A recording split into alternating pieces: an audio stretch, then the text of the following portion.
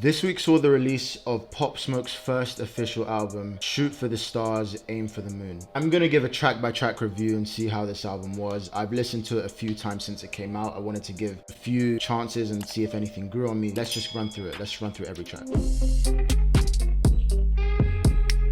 But first of all, before I start talking about the actual music, what's interesting to note is this cover art. It's very basic. If any of you follow 50 Cent on Instagram, you'll see that he was churning out all of the album cover art, the concept arts that all these artists and fans were giving. And some of them looked amazing, a lot better than Virgil Abloh's attempt. Bit disappointing to see the one that they actually chose in the end, but at the end of the day, it's just cover art, so whatever. But going straight into it, track one's just an intro with a nice few bars, a nice little melody. Really, there's nothing to comment on. It's just an intro track, less than a minute long. But it does transition nicely and set the mood for track 2, which is Aim for the Moon featuring Quavo. Now, Aim for the Moon is classic Pop Smoke. He's got the smoky voice with the UK drill beat. This one's produced by 808 Mello. And as far as I know, this is Quavo's first attempt at rapping on a UK drill type of beat. So noting that that's his first attempt, I do have to give him some credit. He rapped well, he did his thing. Pop Smoke didn't entirely outshine him like I thought he would. Overall, it's a pretty good track. Starts the album on a high. It's very strong, what we expected from the album. Track 2 is For the Night with Lil Baby and DaBaby. This kind of veered off from the path of drill that we were expecting probably for the whole album. By the very fact that we see Lil Baby and DaBaby, we know that it's not going to be a drill track. It's more of a trappy kind of sound. It's produced by Cash Money AP, who's known for producing for those kind of artists. Lil Baby has a decent feature. Unpopular opinion, I'm not a really big Lil Baby fan, but even I have to say, in this one, he held his own, he did well. There was nothing wrong with his verse. DaBaby's verse, it started off kind of weak, but once he got into his flow, he became actually the standout performer on this song. So overall, it was a pretty good song, nice beat, very chill.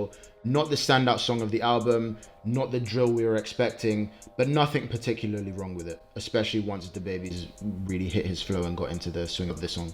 44 Bulldog. Now, the first thing I noticed on this song was that Pop Smoke sounds just like 50 Cent here. You can tell the comparison with the voices, very warranted when you listen to this song. Even though the beat's a bit less typical of the hard-hitting UK drill that we're used to, like Dior and Welcome to the Party, the UK influence is still there. For example, in his lyrics, we hear him say, 44 Bulldog with the get back, I ain't really with the talk or the chit chat. Sounds exactly like something a UK rapper would say, so that influence is very clear. So even though the beat is not completely UK, you can still see Pop Smoke paying homage to his influence of the UK rappers. This is a song that on the first listen, I thought it was very average, but it's definitely one that grows on you. Each time I've listened to the album since, I've liked it a bit more. We'll see how it goes into a party setting, but I hope we're not really having parties right now because it's the whole lockdown. We'll see. I think this is one that's going to grow on people and become a fan favorite. On to track 5, we have Gangsters. Now, this one is also produced by Cash Money AP, but it doesn't sound very trappy as the other one did. Instead, it sounds more in the direction of the 2000s gangster rap kind of era. In this song, again, Pop Smoke really shows why he draws comparisons to 50 Cent in terms of his voice and in terms of the way he's able to flow. The instrumental is kind of like something off a G-Unit track back in the day. So this is really, it does seem like he's paying homage to 50 Cent and those G-Unit days. Also not a hard-hitting UK drill type of beat, but a good song nonetheless. Definitely would have been more popular if it came out in 2006 or something, but again, this is one that grows on you and one that is not a bad song at all. Track 6 is Yeah Yeah. So by now we can definitely see that the purpose of this album isn't to do drill like we thought it would be or like we've seen in his other mixtapes. This is the 4th track in a row that's not a drill beat. However, what is clear to us by now is that clearly the point of this project is to show his diversity. I'm actually glad that they kind of went through this route because it doesn't just leave Pop Smoke's legacy as that one rapper who was a drill rapper. Instead, you know, with time, when drill maybe fades out of popularity, we can look back on this album and see that he's done all these kind of different things. So track 6, Yeah Yeah, specifically for me, this is one of my favorite songs. This is a very vibey song. This is the kind of song that you can drive to, just chill on your own and just bump to like that. It proves that not all of his songs have to be the kind of hard-hitting drill songs. So this is completely fine. I like this song very much. Also, an interesting line on this track is when he says he charges 10K for a feature. And I don't know why, but I thought he would have charged more. I guess by now he would have charged more. So unfortunate, we'll never know. But yeah, I always find those kind of numbers interesting. Track 7, Creature featuring Sway Lee. So with this one, we're finally back to the UK drill sound. Sway Lee, it's his first time on a UK drill beat, but Sway Lee shows his diversity as always, being able to adapt to it it quite nicely. This is actually a pretty weird song because, you know, most songs grow on you, but this song is I've kind of gone off it with more listen. First time I heard it, I was kind of just like, yes, drill, Sway Lee, cool, this is good. But the more you listen to it, the more boring it kind of gets. I'd say, I think this is one that we may be hearing in clubs when the DJs get back into it. But I can't really tell. It may sound completely different on club speakers, and it may be that kind of song, but nonetheless, I think this could be a fan favorite. I think this could be the most popular song on the album, but only time will tell. So track 8 is Snitching, featuring Quavo and Future. The song was produced by Buddha Bless, who's produced a lot of Migos tracks like Cool Casting. This song, honestly, to me was very disappointing. Now, the instrumental is amazing, it's perfect.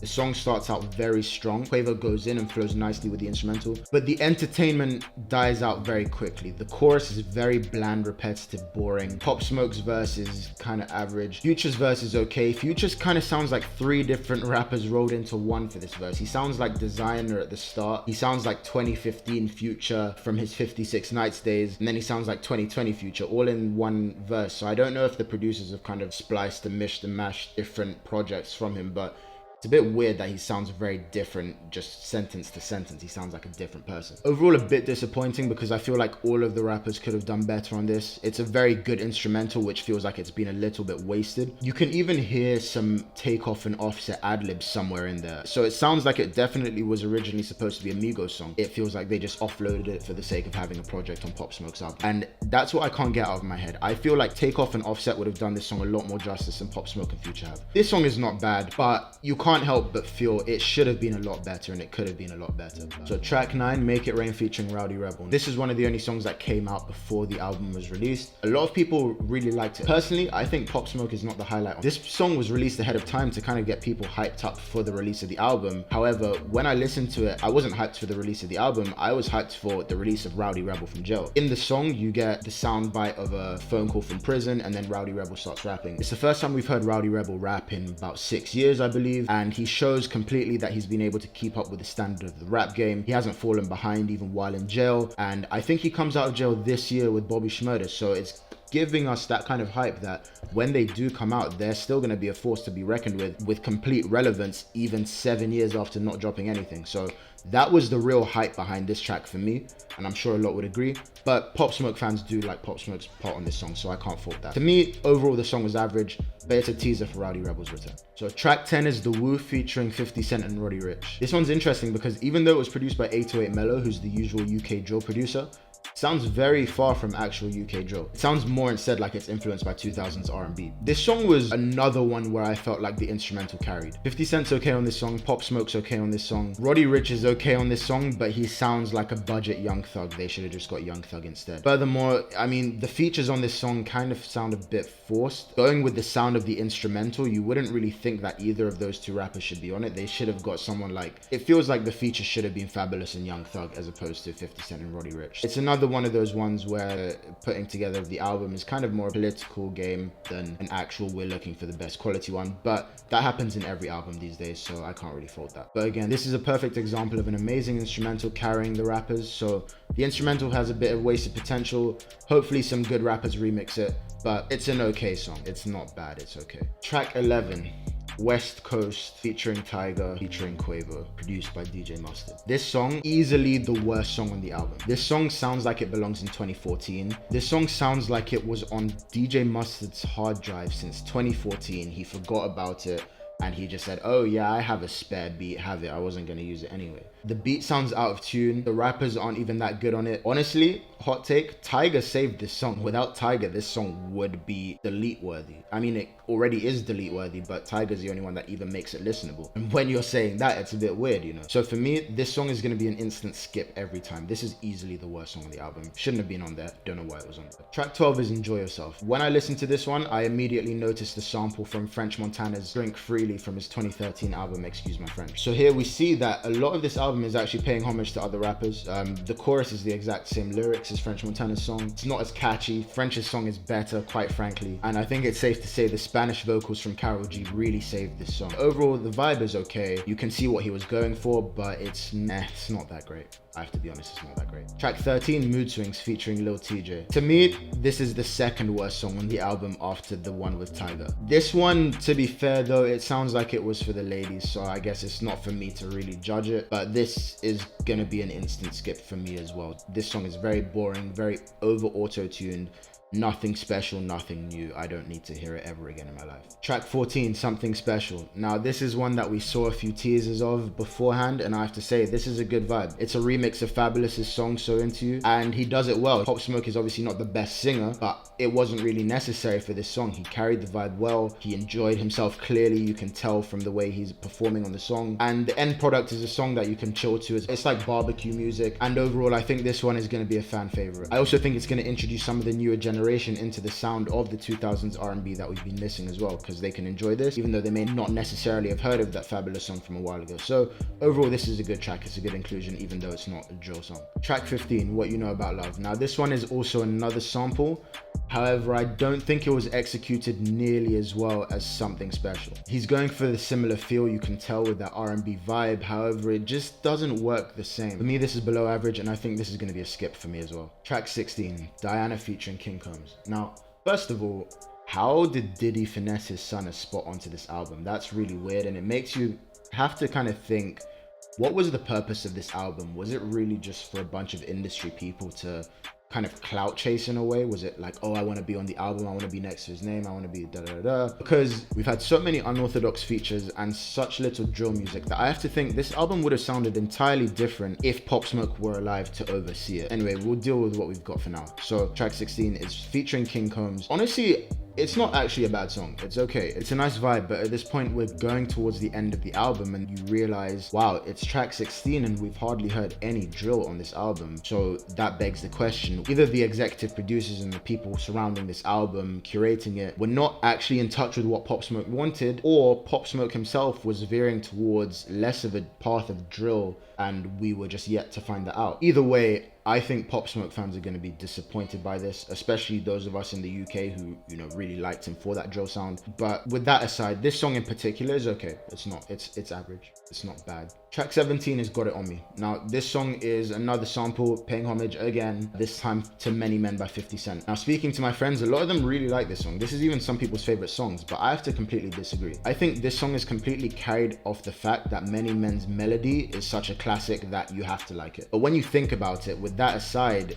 what does this song really bring to the game? Nothing. It's a worse version of Many Men, to be quite frank. Pop Smoke doesn't bring anything new to it. He doesn't add anything of quality, of substance that needed to be added to it. It was just him having fun with presumably one of his favorite songs, Many Men, which is obviously a classic to most of us. But, you know, if I sat here and sang Many Men, you guys probably couldn't say it's bad because the Many Men melody is so classic that it's good regardless. But did it need to be on this album? No, it didn't, quite frankly. Track 18 is the outro, Tunnel Vision. This song is actually a bit frustrating because they've made it the outro, so they've cut it quite short, and at the end it's just sound bites of interviews and people talking. I honestly think that if this was made into a full song, it would have been a fan favorite and probably the best song on the album. But I don't know if it was just unfinished at the time that they got their hands on it, or if they just decided to mold it into this outro. But it feels like a big waste. I can't lie, it feels like a huge waste. This would have definitely been a fan favorite. It's another 808 mellow type of beat. Pop Smoke flows nicely. It's a good song, but they've wasted it. And track 19 is the bonus track, Dior. We all know about Dior. I'm not going to talk about Dior. So overall, what are my thoughts on the album?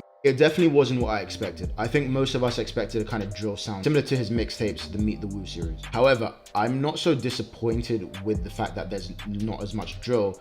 What I'm disappointed at is the fact that it looks like this project was taken over by industry people. There are 3 Quavo features on this album. This album does not need 3 Quavo features. This album did not need a King Combs feature. The album didn't need a Tyga feature, but because the song was so bad, Tyga fit right. That's not fair on Tyga. Okay. Tyga did his thing because it sounded like a 2014 Tyga song anyway. Cover art is questionable. The lack of certain features such as 5 Year Foreign is questionable. The fact that drill music makes a huge minority. There's less less drill music than there is R&B music in this album. It makes you think whoever curated this album was not in touch with Pop Smoke's creative process. And for that reason, it just doesn't feel genuine. It doesn't feel like a genuine Pop Smoke album that we would have got if he was still alive. So my overall verdict is that there are some good songs in here. Definitely gonna keep listening and continue to develop my opinion on some. Maybe some will grow on me that I didn't like before. Maybe I'll realize that some are boring that I'm rating currently. But overall, I mean, rest in peace to Pop Smoke, but this could have been better. I'm gonna give this album a 6 out of 10. The two standout tracks for me were Yeah Yeah and Creature featuring Sway Lee. And I think track 2 featuring Quavo is the one that we're gonna hear in clubs when everything's back open again. Yeah, overall, this is a 6 out of 10.